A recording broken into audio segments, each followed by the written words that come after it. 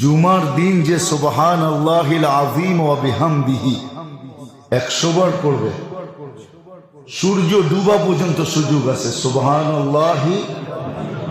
সুবহানাল্লাহিল আযীম ওয়া বিহামদিহি,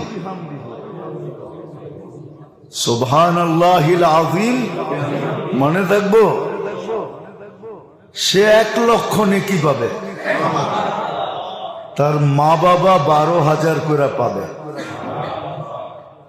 কিতাবে লেখা আছে, এক ছেলে পড়তো, কিছুদিন পরে মা স্বপ্নে দেখছে, তো মা বলতেছে, বেটা তুই যে পড়তেছিলি প্রত্যেক জুমায়, আর আমি 12,000 করে পাইতেছিলাম, আজকে পুরা হয়ে গেছে, এই জন্য আল্লাহ আমাকে আযাব থেকে খালাসি দিয়ে দিয়েছে।